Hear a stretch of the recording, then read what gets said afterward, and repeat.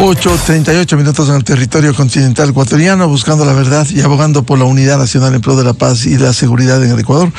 Queremos dar la bienvenida en la revista de Opinión Democracia al señor ministro de Gobierno, doctor José de la Gasca.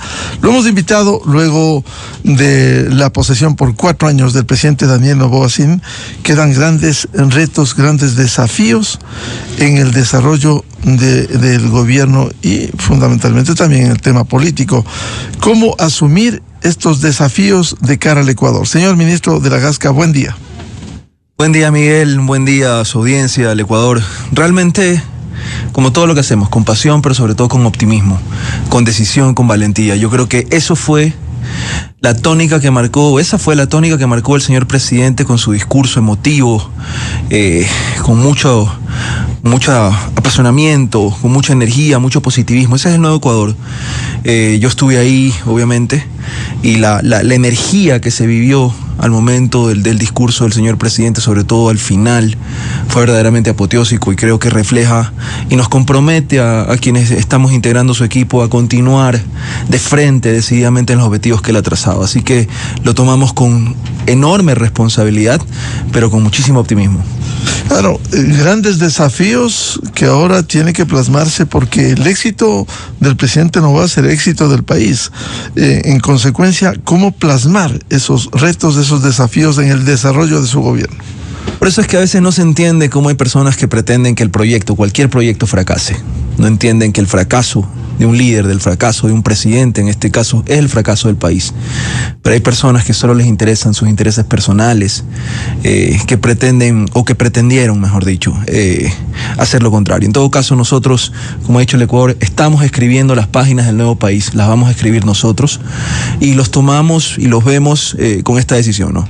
Hay muchos desafíos, sobre todo en materia de seguridad, en materia de unificación o pacificación del país, y creo que el presidente fue bastante claro en cómo quiere trazar o en cómo ve la visión de gobierno en estos 4 años, ¿no? En la parte económica, en la parte social, pero sobre todo en la parte de seguridad, el respaldo absoluto a las fuerzas del orden, el respeto a las fuerzas del orden y la no contemporización y el no pacto con las mafias. Eso queda claro, la ciudadanía lo ha visto, la comunidad internacional lo ha visto, así que vamos a tener más de eso. El presidente ha dicho, él le ha puesto la cara y ha decidido enfrentar una guerra que debió ser enfrentada antes y que no vamos a dejar de enfrentarla. Y ahí usted ve, Miguel, un proyecto de ley que fue propuesto como urgente a la Asamblea Nacional hace unos pocos días. Hoy está en debate en la comisión. Creo que pronto vamos a tener ya el debate ante el Pleno y estamos viendo cómo va avanzando eso, porque necesariamente tenemos que evocar la solidaridad ecuatoriana para resolver un problema que es de todos, no solamente de la clase política. Y en tiempos difíciles, en tiempos de armas, en tiempos de enfrentamiento, en tiempos de guerra, de un conflicto armado interno, las soluciones tienen que ser drásticas. Y esa es una respuesta que está enviando el presidente.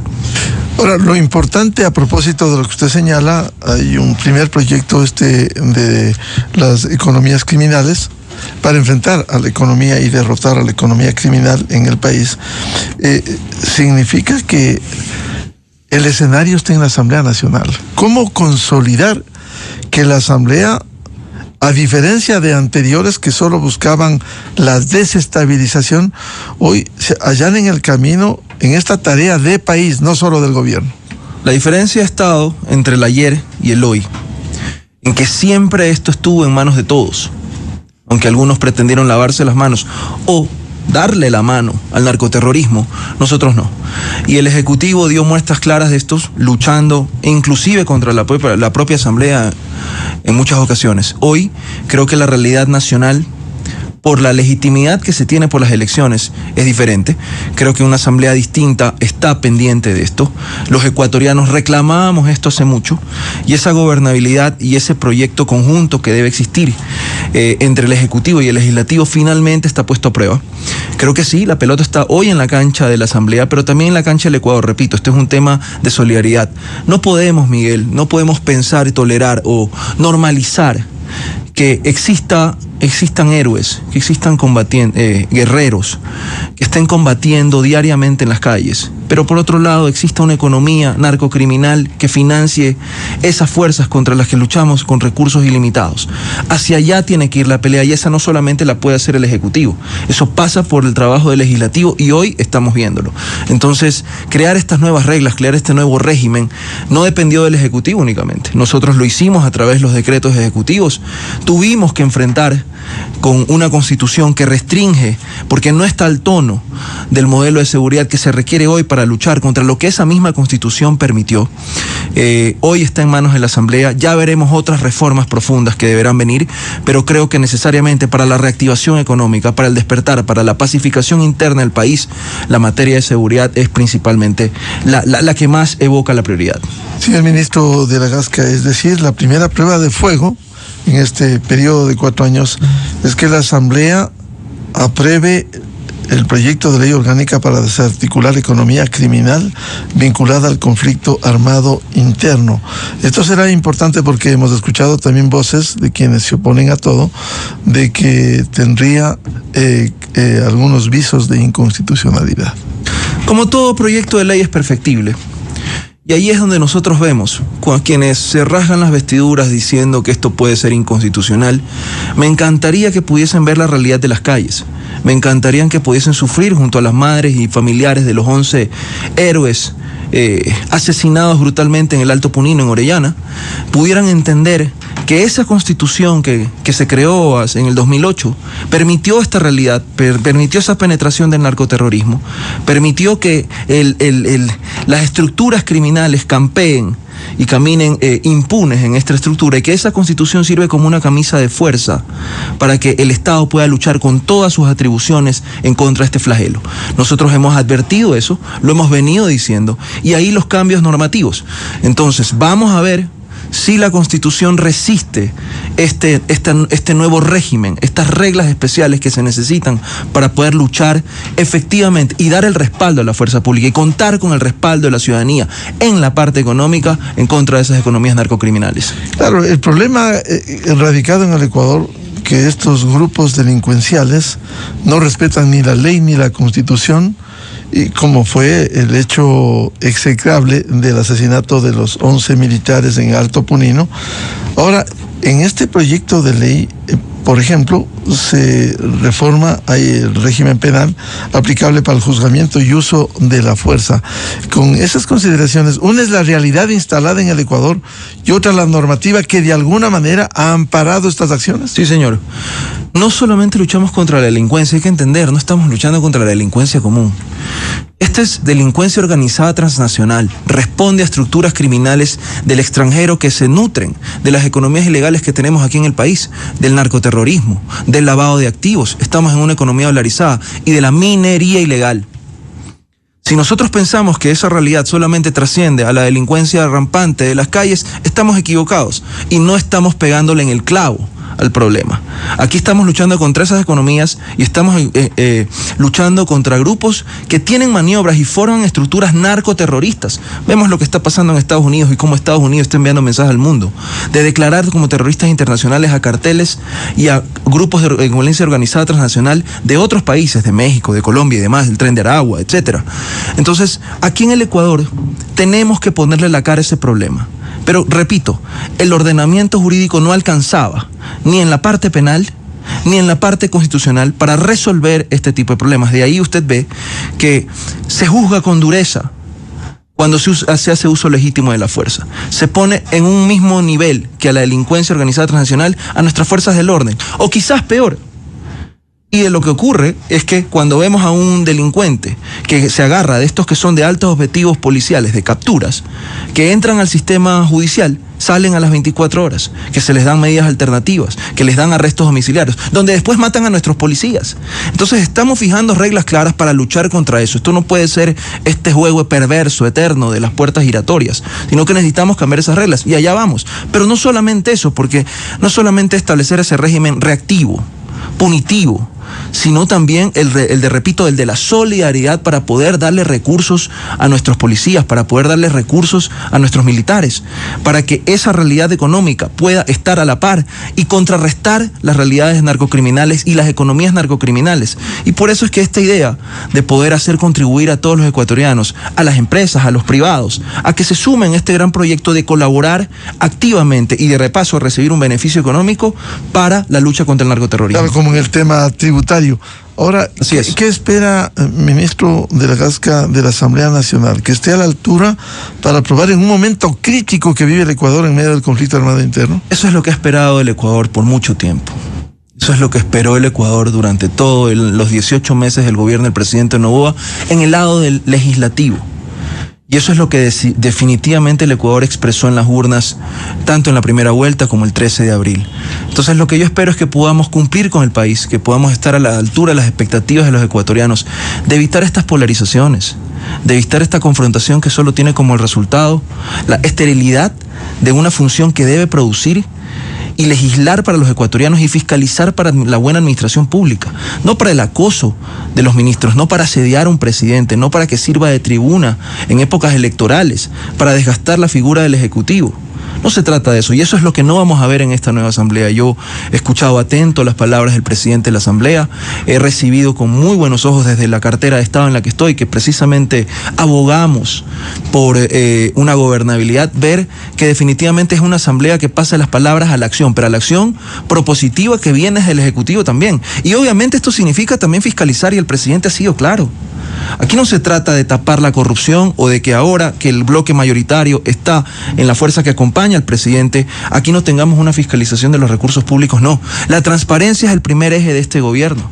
Y el presidente fue claro en decir que aquí nosotros no toleramos la corrupción por cerca que esté o por lejos que esté. Y yo creo que ese trabajo hoy sí debe hacerlo con suma responsabilidad la Asamblea, y creo que finalmente la Comisión de Fiscalización está liderada e integrada por personas que ven hacia un Ecuador con una administración efectiva y eficiente, no como un lugar de asedio, repito, para el Ejecutivo. Entonces, ¿qué esperamos de la Asamblea? Que haga su trabajo. ¿Qué esperamos de la Asamblea? Que perfeccione las ideas del Ejecutivo, que permita un debate nacional, pero que muestre resultados. Y yo creo que vamos en buen camino. Que perfeccione este proyecto que está susceptible a ser mejorado, a ser recortado, pero que haya los votos como para aprobar este proyecto de ley. Así es. Creo que sin acudir a la polarización, yo he dicho, a mí me preocupa lo que les preocupa este proyecto. Porque uno, o no están viendo una visión de país que tiene que adaptarse, moldearse a la lucha contra el narcoterrorismo. Eso es lo que ha dicho el Ecuador en las urnas, y eso es lo que quiere el Ecuador en las urnas, porque si algo sabe el ecuatoriano es que el presidente le ha puesto la cara a este conflicto y va a continuar con este conflicto hasta que dejemos de estar sumidos en ese problema. Y yo creo que por ahí debe venir la Asamblea. ¿Y qué pasa? No solamente los que piensan como nosotros. Este proyecto es para el país. Y yo creo que para eso está la Asamblea. Y aquí será una prueba de fuego para la oposición, para construir y ya dejar de destruir. Así que esperamos que se vengan y se sumen a ese proyecto de país que yo creo que viene en beneficio de todos los ecuatorianos, y que definitivamente estamos esperando esa respuesta. ¿Aspira, señor ministro, una mayoría superior a la que, por ejemplo, para elegir autoridades principales del CAL, las comisiones legislativas rebasen, no sé, los 80 votos? Nosotros hemos tenido una mayoría absoluta importante. Mayoría es mayoría. Hay quienes decían con lágrimas en los ojos y con la fea imagen de verse en el espejo que estas mayorías estaba pegada con babas. Se recordará.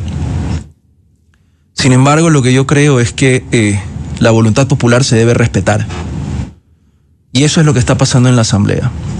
Se ha entendido el mensaje e invitamos a que lo sigan entendiendo, a que esa clase política siga madurando. Así que las puertas están abiertas, siempre respetando las líneas rojas. Como decimos nosotros, nos podemos agarrar en la frontera, pero aquí no se trata, por ejemplo. Así es, no a la impunidad, no al pacto con las mafias, no a doblar rodilla a la lucha contra el narcoterrorismo, eso jamás. Nada de agendas de impunidad. Así que nosotros vamos a seguir firmes en eso, en ese compromiso, y esperamos que también lo hagan del otro lado, porque repito, en el medio, sin ir a las polarizaciones, en el medio está el Ecuador. Se han encargado de tratar de dibujar al presidente Noboa como un extremista de derecha y un montón de cosas, y vimos claramente en el discurso del presidente que está muy, muy lejos de estar en extremos, y que más bien está totalmente escuchando al pueblo en un centro, en un medio donde puede ver hacia todos lados. Y yo creo que eso refleja, o debería reflejar, también lo que ocurre en el legislativo. Señor ministro, en el escenario que este proyecto de ley sea aprobado para desarticular la economía criminal, pueden venir los filtros dentro de la Constitución, como es presuntas demandas de inconstitucional a la Corte Constitucional.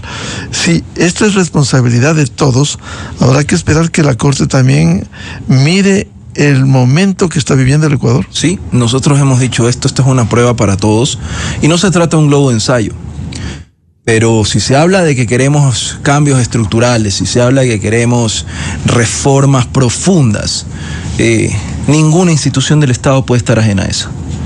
Ni el Ejecutivo, ni el Legislativo, ni tampoco la Corte Constitucional. Y yo creo que todos estamos obligados por los ecuatorianos a mirar la realidad.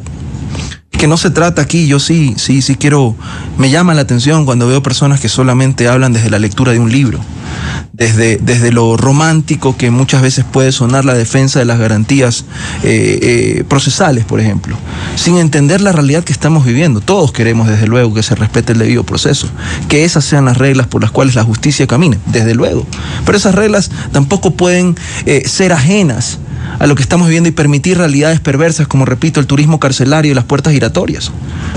Entonces, hay que hacer un examen, hay que hacer un mea culpa, y tanto la clase política como la Constitución van a tener que mostrar si están a la altura del desafío de la lucha que el Ecuador está librando hoy en día. Pero el país cuenta con una Constitución que ha sido absolutamente cuestionada, que habla de los derechos, Constitución de derechos y no del Estado de Derecho, y de las obligaciones y responsabilidades que cada sector tiene para contribuir en un momento complejo, único, de un conflicto armado interno. Sí, yo creo que la Constitución no estuvo diseñada para eso. No lo está. El ordenamiento jurídico ordinario, secundario, abajo de la Constitución tampoco.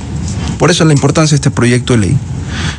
Y por eso también la necesidad de ir atemperando, como lo ha dispuesto la Corte Constitucional, el ordenamiento jurídico a la Constitución. Entonces, si la Constitución ya no resiste, pues vamos a esas reformas profundas, vamos a ver qué es lo que se necesita, y eso, construir ese camino del cambio que se necesita para poder seguir luchando contra estas economías narcocriminales y estos grupos organizados de delincuencia transnacional. Ahora, reformas profundas a la Constitución, señala usted, ¿y cuál sería el escenario? Se habló inicialmente de la Asamblea Constituyente, usted ha sido claro. Este momento, la prioridad está en la Asamblea Nacional, con reformas parciales, como ya tienen allí entre manos, y que se dilató en la anterior asamblea y su dirección, como la reforma del artículo 5 para la ayuda militar extranjera, o el 110 y 115 de la Constitución para el financiamiento de los partidos. ¿Ustedes confían momentáneamente, este momento, en el primer escenario en la Asamblea Nacional? Así es. Las reglas del cambio constitucional no las escribimos nosotros, están dadas en la Constitución y hay que respetarlas. Hay que entender que la Asamblea Constituyente es una reforma extrema de la Constitución, significa reescribir la Constitución, y la Corte Constitucional ha puesto muchísimas reglas sobre eso. Pero lo que siempre debió ocurrir es que si ese cuerpo normativo estaba rígido, las vías constitucionales para cambiarlo debieron haber operado. El problema fue que durante la asamblea anterior, ni siquiera por mandato popular lograron aprobar unas reformas aprobadas en consulta popular. Entonces, sí viene un problema de qué es lo que no se hizo, pero qué es lo que sí se puede hacer hoy. Las reglas del proceso electoral, por ejemplo, no las escribimos nosotros. Nosotros no establecimos que, por ejemplo, los asambleístas tengan que ser elegidos en la primera vuelta. Y usted habrá visto, y todo el Ecuador lo ha visto, que necesariamente teníamos una asamblea dividida en bloques igualitarios, 66, 67 asambleístas. Nunca ha pasado eso en historia moderna, menos desde la vía de la Constitución del 2008.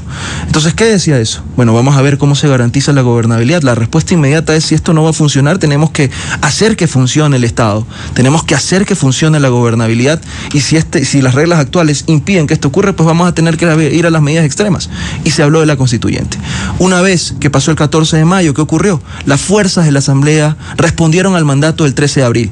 Y eso es importante mencionarlo por la legitimidad que tiene todo este proceso político y todo este proyecto político.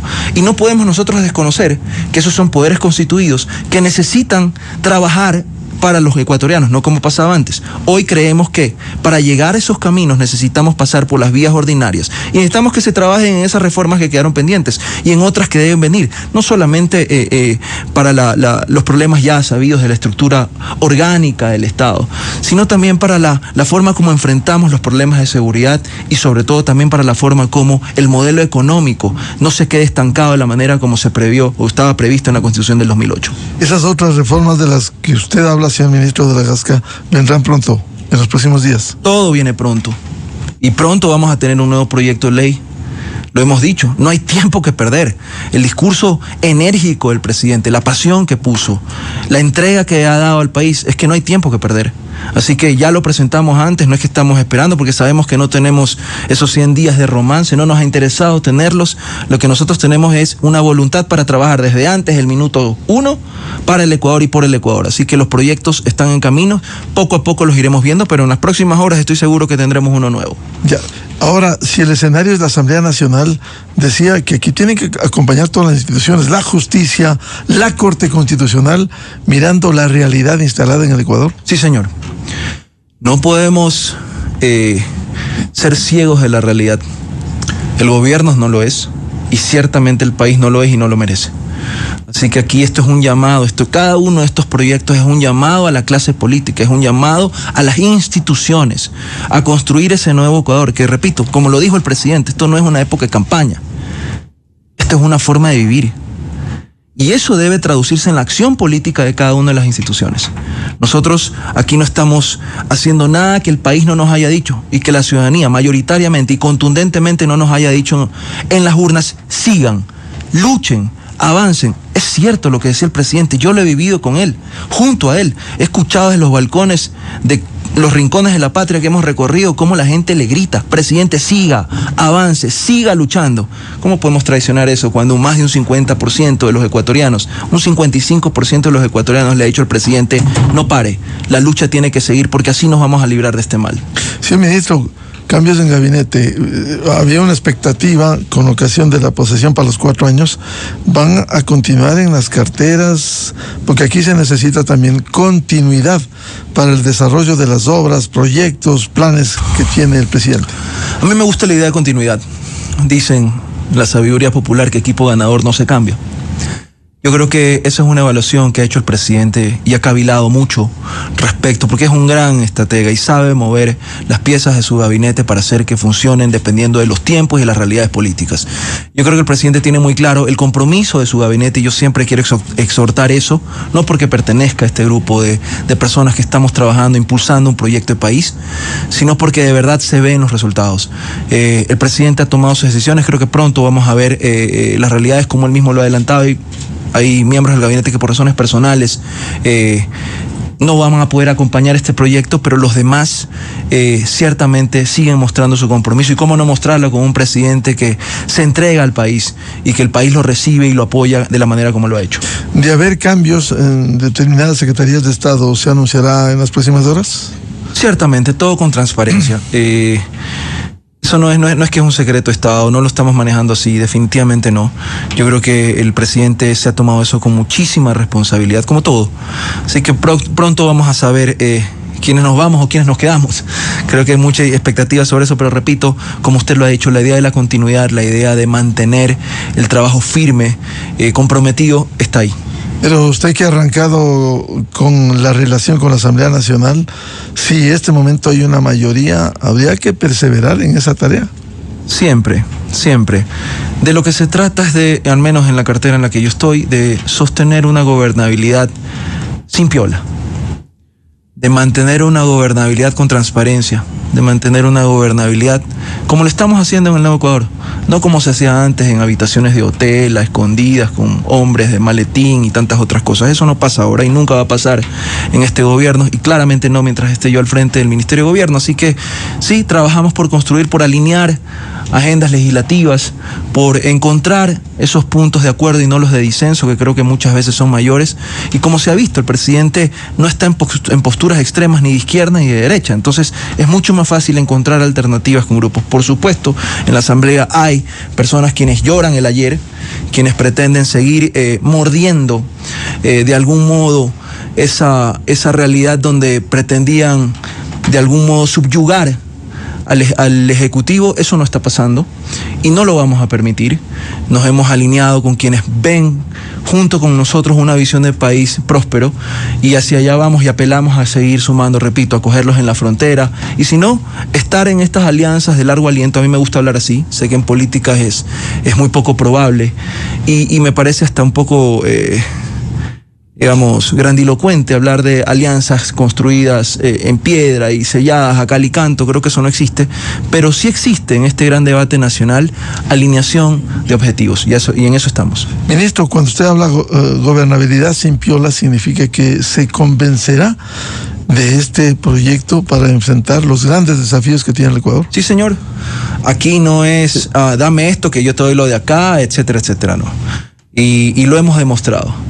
Que en la Asamblea hoy se vea una cara multidiversa, plural, de las organizaciones políticas, de los grupos de las nacionalidades, tener representantes de diversas regiones del país, una vicepresidenta, segunda vicepresidenta de Pachacuti que representa a los pueblos indígenas. Me parece que representa esa diversidad que está ahí, por la que el pueblo ha votado, y eso definitivamente es construir ciudadanía, eso es construir debate nacional, eso es construir ese sentido crítico. Otra cosa son las prebendas, otra cosa son las componendas. Eso no existe en esta agenda, y por eso me refiero con que no hay gobernabilidad con piola. ¿Se podrá lograr más de los 80 votos para este proyecto económico urgente y otros que vienen? Yo aspiro a eso. Creo que la madurez política debería sobrepasar esa cantidad de votos. ¿Y habrá voluntad del otro lado? Para eso esperamos, y los invitamos a eso. Los invitamos a eso, a que muestren esa madurez y a que muestren ese sentido de país que los ecuatorianos esperamos. ¿Podría decirse que el país debe estar tranquilo con ese optimismo que el presidente señaló en su mensaje a la nación el sábado último? Tranquilo y esperanzado. Tranquilo y esperanzado. Ciertamente confiado de que aquí no vamos a tener una época oscura donde primaba la corrupción, las obras invisibles y demás. No, el presidente ha sido claro en que va a haber inversión pública, que necesitamos ser eficientes en la forma como se administran y se priorizan los recursos públicos, y obviamente porque existen problemas grandes que el Estado tiene la obligación de resolver, los de seguridad, los de salud, los de educación, por ejemplo. Necesitamos dar eso para devolver la competitividad de los ecuatorianos, sin olvidarnos nunca, por supuesto, de la empresa privada. Entonces, esta conjunción, sin que el Estado obligue sus obligaciones, debe primar, y debe abrirse esa puerta también para la empresa privada. Bien, al señor ministro de Gobierno, José de la Gasca, muchas gracias.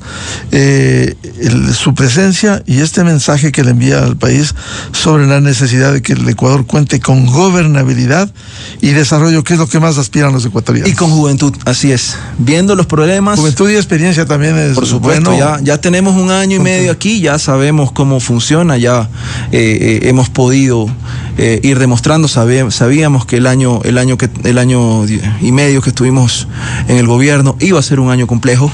Era un año de crisis, de algunas crisis, de afrontarlas, de tratar de generar las condiciones para en este periodo poder generar los resultados concretos. Y hacia allá vamos, y creo que los ecuatorianos tenemos una gran esperanza en un presidente joven, decidido, apasionado y entregado por su país.